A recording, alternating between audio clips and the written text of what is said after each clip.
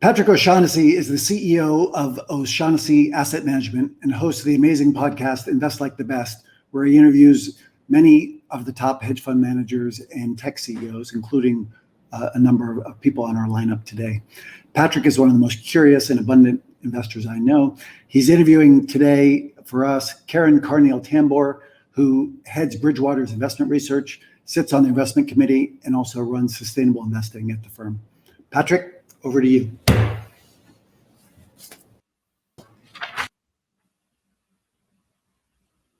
Well, thanks so much, Graham. This is going to be so much fun. Karen, this is a perfect moment to be talking about macro, because for me, as someone very macro challenged that always struggles to understand what is going on in the world, it seems like macro is really important, or more so today than it has been in years. Before we get to some of the interesting individual reasons why that is true, I'd love you to describe the engine behind the views that we'll talk about today. So everyone knows Bridgewater. They probably don't know how this actually works internally.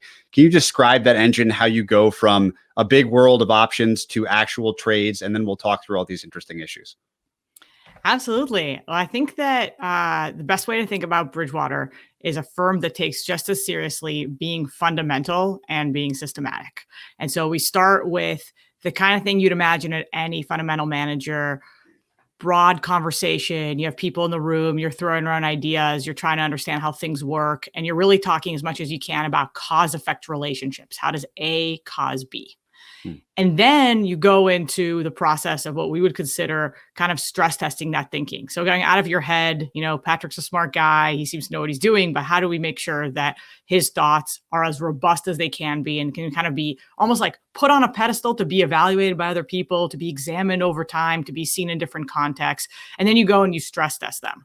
And that really means systemization. That means take the ideas that can be hard to quantify, hard to put into literal numbers, and find a way to make them as literal as possible, and find other times in history, other countries, other cases where you can actually see whether that idea, most importantly, the cause-effect relationships you think you understood, actually bear out.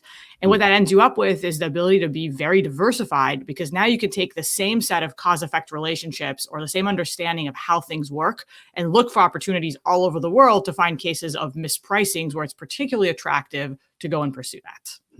So in today's context and world, I think one of your interesting views is that this 60-40 concept of a clear diversified portfolio is sort of dead and belongs to be dead. Can you describe why you have that view and maybe what the alternatives might start to be for a simple asset allocation?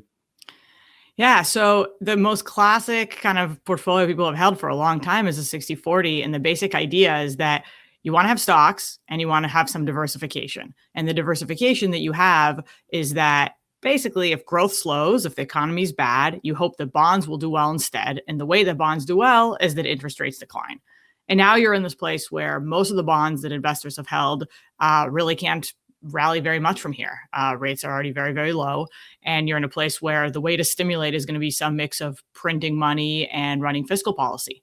And so that basic diversification device that you had is just not nearly as useful as it used to be.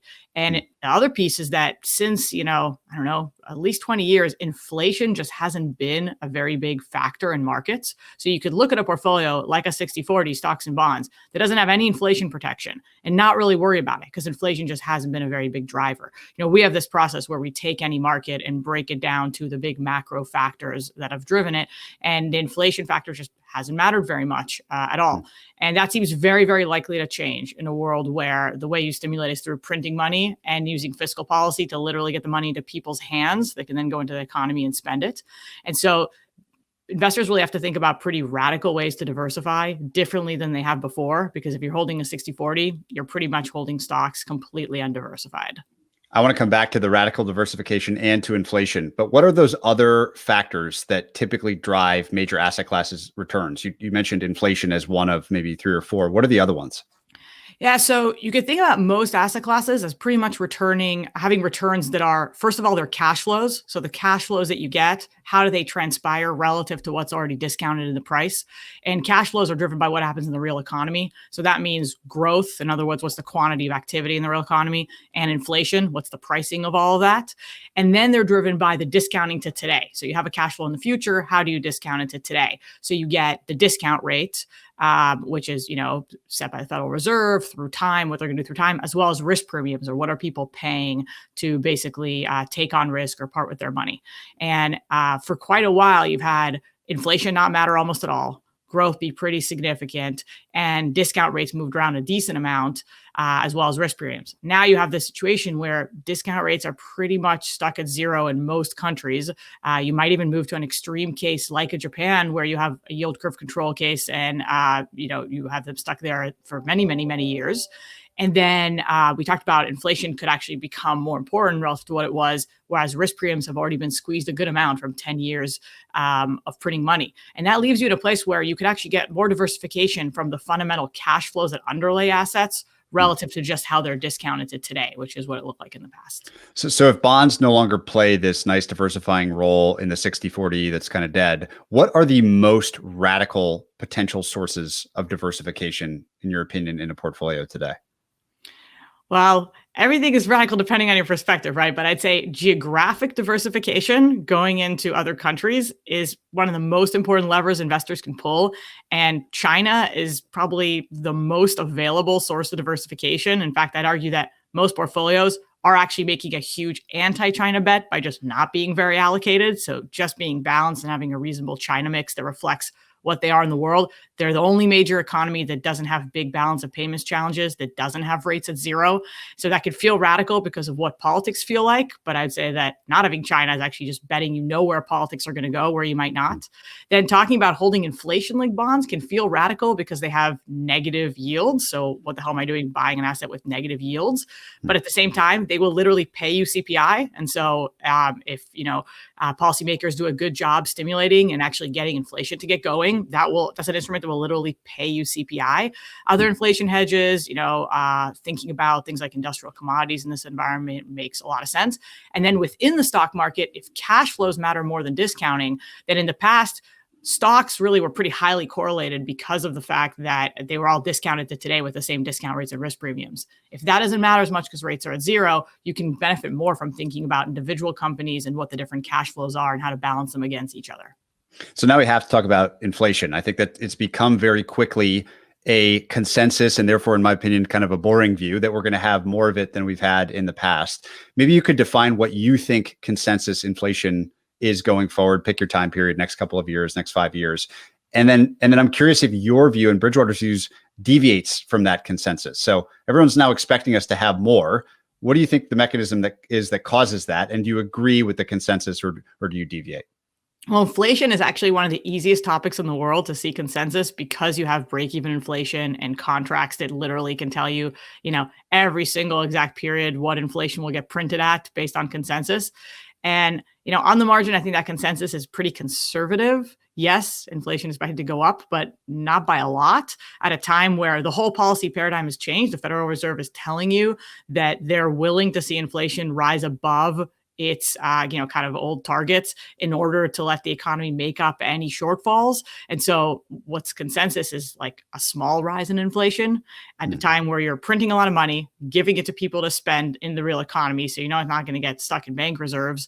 And the Federal Reserve is willing to tolerate that. The only thing cutting the other way that I would worry about is the pace of automation.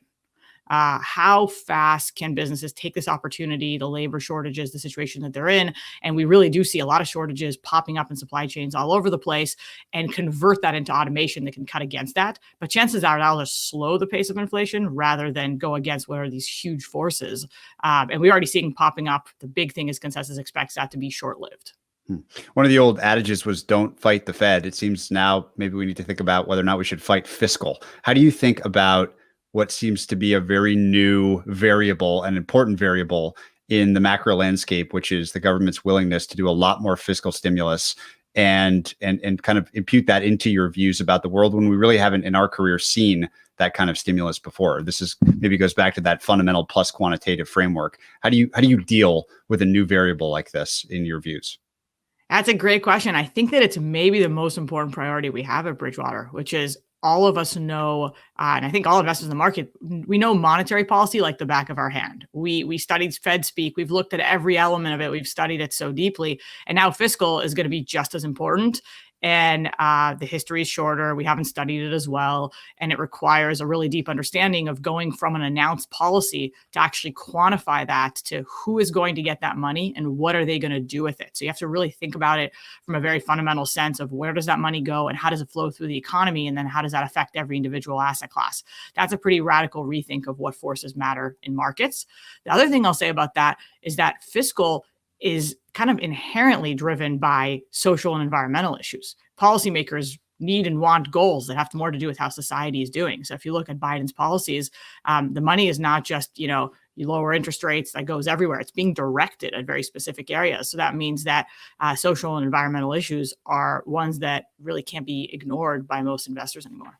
Can you say a bit more about the sustainability and the role that it plays in your practice? You've talked to me before about this kind of interesting mining example where you might think, mining is bad and therefore, you don't want to own it in an ESG portfolio or something. I think you've got a very nuanced, interesting view on the importance of sustainability in investing going forward. Can you give us that framework?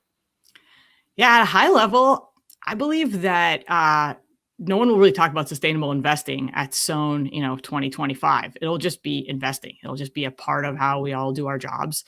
And much in the way that I just mentioned that, in fiscal policy is important. Guess what? What policymakers are looking at are issues like how do we decarbonize the economy. They're looking at social issues. They're looking at inequality. That's what they're thinking about. So it's just a major part of thinking about investing. And then the mining example is just to show that you don't want to just use one data point and say, all I want to do is X. You want to be thinking about it in terms of if you have goals that are beyond risk and return and you actually care about contributing to a sustainable future, which increasingly we have institutional clients that say, this is part of our mission, part of our goals, then you look at something like mining and you say, well, I really need to get more copper, more iron ore. I need to get those minerals and commodities out of the ground in order to achieve any sustainability goals. They're needed in order to build an electric car, build a charging station for it, or refurbish a building. But the way that that's done is not great today. That means that you're not trying to cut off that activity. You're trying to sort of reform it and have it done in the right way, or else you actually can't even build the world that you want. And so it takes that sort of thinking of what are actually activities that are going to contribute to where you want to go, what are the practices associated with that, and then where do you want to play as an investor to end up having exposure to the set of activities that will end up contributing to the type of sustainable world that more and more investors are saying is part of their mission and part of what they're trying to do.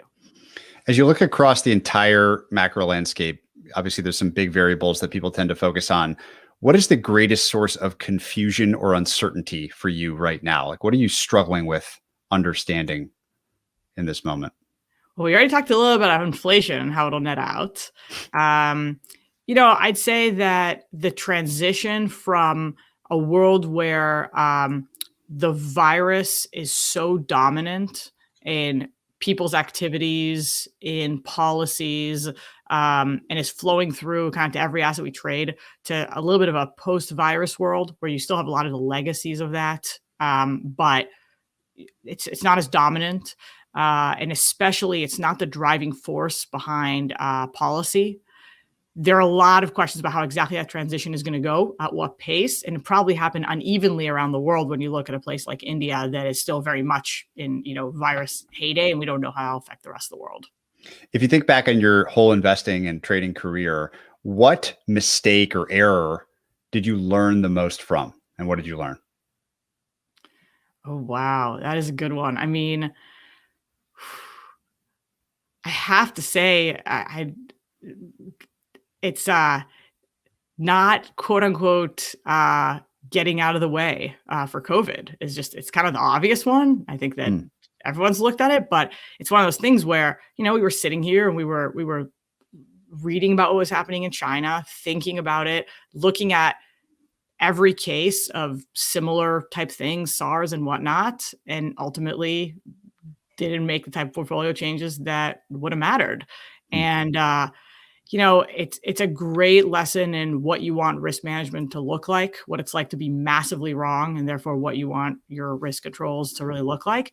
And it's also a great lesson in the fact that, when you think about things like climate change, and we get asked about that, very, very, very small changes in the physical world can have very different manifestations for assets. And so SARS and COVID, from like a pure medical perspective, these aren't radically different things, and yet completely different impacts on the physical world and on investments, obviously.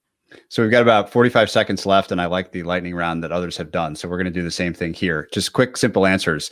Inflation plus or minus 4%. On which side of 4% in the US over the next 5 years? 5-year average below, but it'll hit more than 4% for at least some period. Overweight or underweight US equities? Ooh, they're already so, it's underweight. I mean, they're just, the outperformance has been so long. Overweight, underweight international equities? Flip question, overweight. Dollar, US dollar? Neutral-ish, but long versus emerging, short versus emerging markets, long emerging market currencies. Bitcoin relative to gold? Gold is underrated right now. Gold is that's such a historical storehold of value. People shouldn't forget that. Awesome, Karen. This has been so much fun. Graham and everyone behind Sohn, we're really privileged to be a part of this and the great cause that it represents. Graham, back over to you.